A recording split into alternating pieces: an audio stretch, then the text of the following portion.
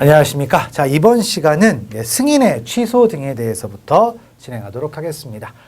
자, 이제 구조죠, 구조. 철도안전법 이제 구조인데, 자, 일단 승인의 취소는 뭡니까? 바로 이제 안전관리체계 승인을 받으라고 했어요.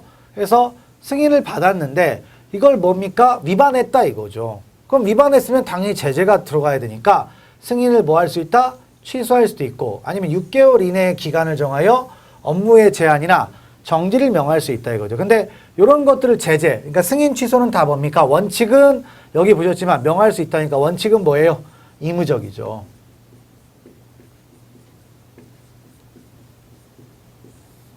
자, 원칙은 의무적입니다. 다만 1호에 해당하는 경우에는 승인을 반드시 취소한다. 그래서 1호가 뭐예요?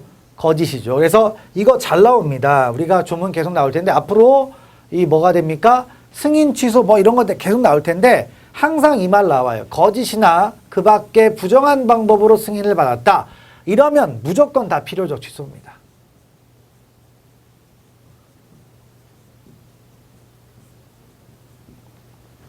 필요적 취소를 하게 되어 있습니다. 그리고 나머지는 다 뭐예요? 의무적 취소가 되는 거죠.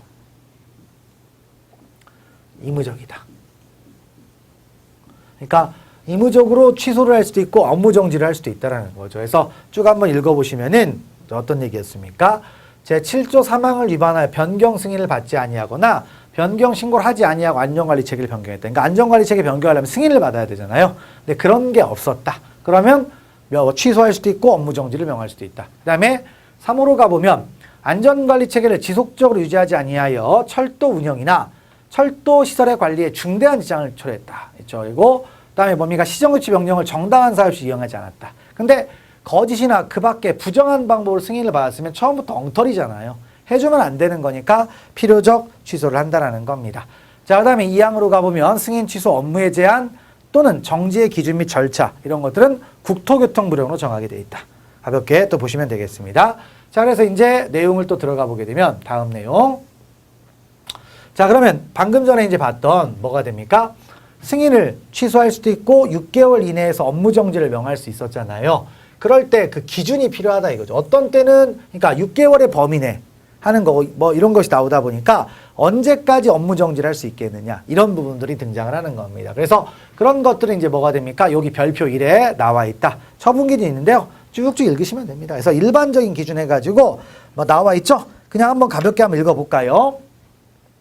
위반 행위 횟수에 따른 행정처분에 가중된 부과 기준은 최근 2년간 같은 행위로 행정처분을 받은 경우에 적용한다. 그러니까 횟수를 가지고 딱 가중되는 걸 만약에 하려고 하면 자, 그리고 이 경우 기간의 계산은 위반 행위에 대하여 행정처분을 받은 날과 그 처분 후에 다시 같은 위반 행위를 하여 적발된 날을 기준으로 하게 돼 있다. 뭐 그런 것들 쭉쭉 읽으시면 되는 겁니다. 그래서 뭐 내용들 많이 나와 있는데 읽어보시면 됩니다. 그래서 이거를 뭐 디테일한 거니까 이걸 일일이 다 외울 수가 없어요. 그래서 쭉 넘어가시면 되겠습니다. 개별 기준도 나와 있고 한데 이렇게 나와 있죠. 이런 숫자들 다 어떻게 외웁니까?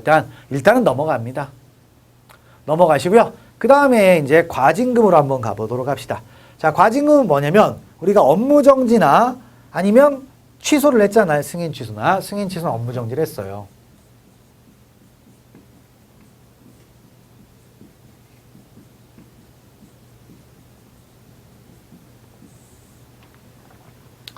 자, 승인 취소나 업무 정지를 하면 어떤 일이 벌어지냐면 더 큰 혼란이 벌어질 수가 있죠. 왜냐면 철도라는 게 뭐 사람들 많이 이용하는데 이걸 막으면 좀 곤란하잖아요.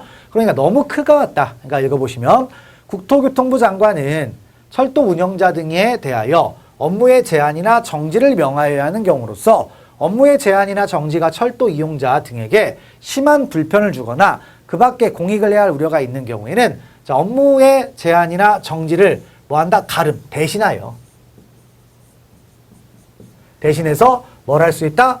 과징금을 부과할 수가 있다. 돈으로 때우게 할 수 있다 이거예요. 과징금. 그래서 과징금은 상한선이 얼마입니까? 30억 원이다. 30억 원. 상당히 크죠. 그래서 자, 50억 원 하나 써놓을까요?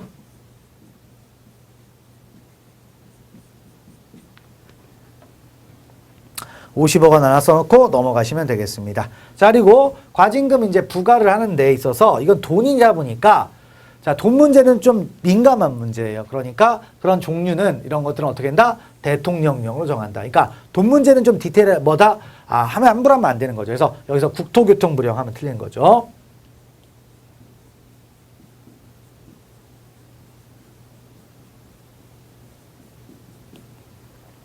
안 된다. 자, 그리고 과징금을 냈는데 자, 안 내면 어떻게 됩니까? 국세 체납 처분에 의해 따라서 징수하게 돼 있다. 그래서 강제 집행 들어갈 수가 있다는 얘기죠. 그래서 그런 말들을 알아주시면 되겠고요. 그다음에 이제 과징금 부과 기준도 역시 마찬가지로 맥시멈이 얼마? 30억이었죠. 그 기준에 따라 세부 기준이 있을 겁니다. 그냥 읽어보시면 되겠고요.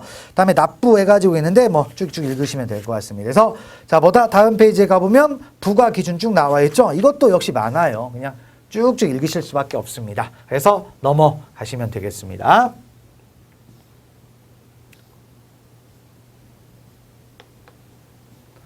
자, 그래서 세부 기준, 너무 복잡하죠. 그러니까 가볍게 읽고 넘어가시면 되겠습니다. 됐고, 넘어가시고요. 그 다음에 이제 구조의 3으로 가보겠습니다. 철도 운영자에 대한 안전관리 수준 평가라는 게 있네요. 그러니까 안전관리가 이제 어떻게 되는지를 수준을 평가해 주는 거죠. 그래서 내용을 보시면 국토교통부 장관은 철도 운영자 등의 자발적인 안전관리를 통한 철도 안전 수준의 향상을 위하여 철도 운영자 등의 안전관리 수준에 대한 뭐 할 수 있다? 평가를 실시할 수가 있다. 그러니까 자발적인 안전관리를 얼마나 하고 있는지 평가를 실시할 수가 있다는 거죠. 그래서 그런 말이 있겠고요. 그 다음에 보시면 뭐 내용 2항 3항 별 얘기 없습니다. 국토교통부 장관은 안전관리 수준 평가를 실시한 결과 그 평가 결과가 미흡한 철도 운영자 등에 대해서는 검사를 시행하거나 아니면 시정조치 등 개선을 위하여 필요한 조치를 명할 수 있다. 그러니까 자, 미흡하다 이거예요. 해봤더니 미흡해요. 그럼 어떻게 됩니까? 여기에 따른 이제 검사, 뭐다? 정기검사, 수시검사 이런 거 있었잖아요. 이게 수시검사겠죠, 수시검사.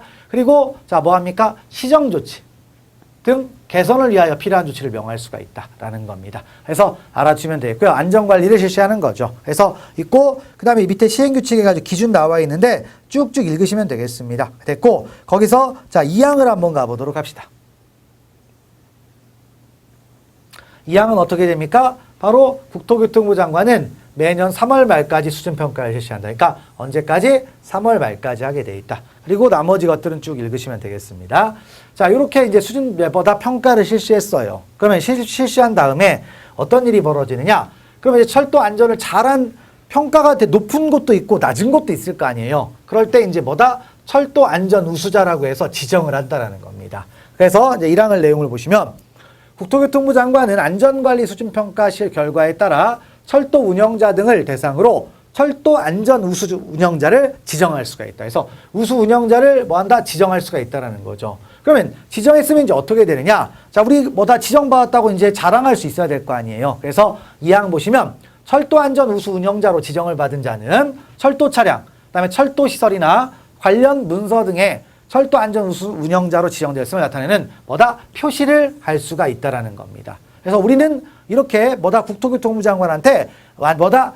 철도 안전 우수 운영자로 지정받았습니다라는 걸 표시해주면은 신뢰가 생길 거 아니에요. 그래서 그런 것들이 이제 등장을 한다라는 거 알아주고요. 다음 3항 보시면 자, 그러면 이제 뭐다? 이렇게 지정을 받은 자가 아니면 그 뭐죠? 안전운전, 철도 안전 우수 운영자로 지정을 안 받았겠죠? 그럼 철도 차량, 철도 시설이랑 관련 문서 등의 우수 운영자로 지정되었음을 나타내는 표시를 하거나 이와 유사한 표시를 하면 된다, 안 된다? 안 된다. 그럼 이 사람들은 표시하지 말라 이거예요. 혼동을 주잖아요.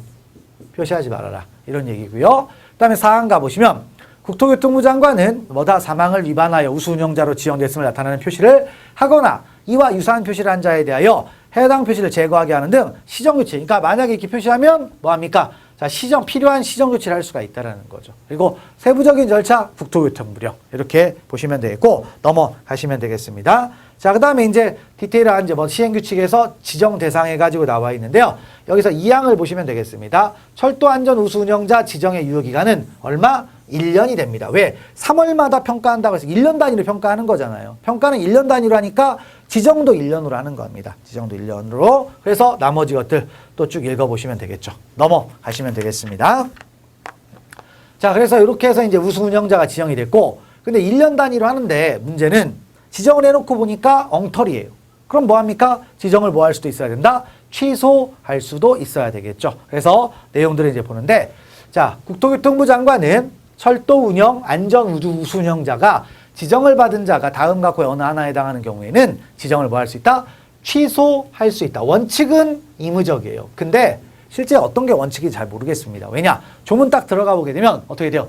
1호나 2호는 뭐예요? 반드시 취소하라고 했잖아. 이거는 필요적 취소예요.